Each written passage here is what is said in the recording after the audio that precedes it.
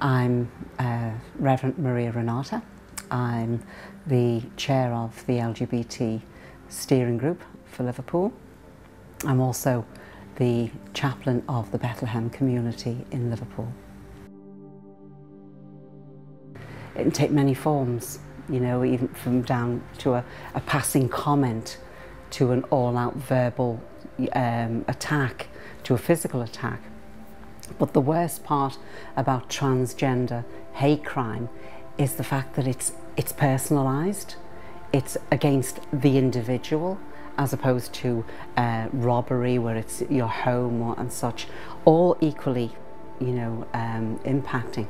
But when it's a hate crime upon the individual, it lingers and it stays with you. And often, thankfully, not so much as it used to be, the police can look at the trans person as the cause of the hate crime because of their appearance, as opposed to being the victim. And this is something that still, in certain ways, needs to be addressed. So yes, we also, I think, this attitude towards transgender people is sort of enforced even from when very young. You know, we see adverts on the television, for instance, like the Bounty advert with the guys in frocks with beards, you know, and automatically we're told that image just doesn't sit right somehow, and you know, and masculine women just don't, you know, fit into the spectrum.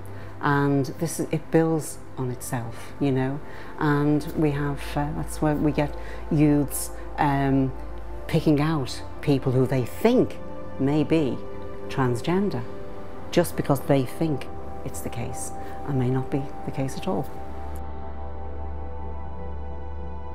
Ignorance. Ignorance.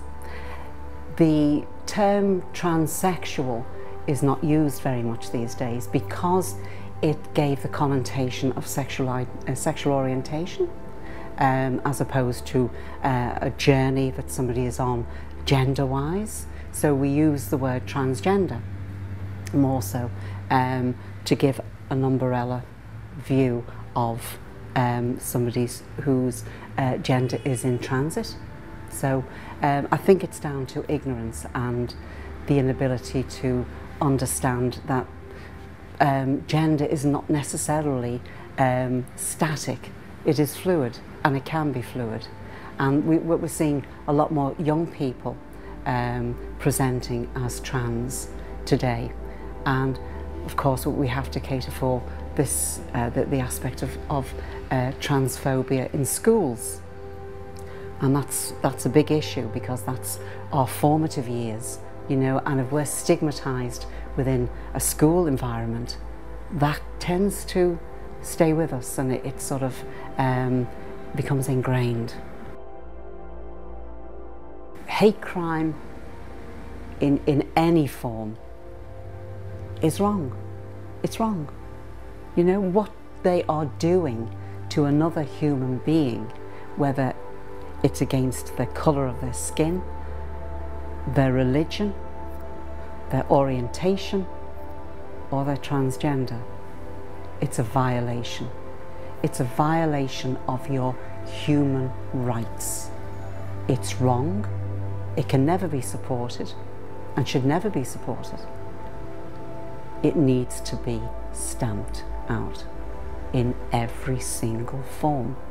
And we are all, I would say, commissioned to make sure that this never, ever goes any further, especially in our city.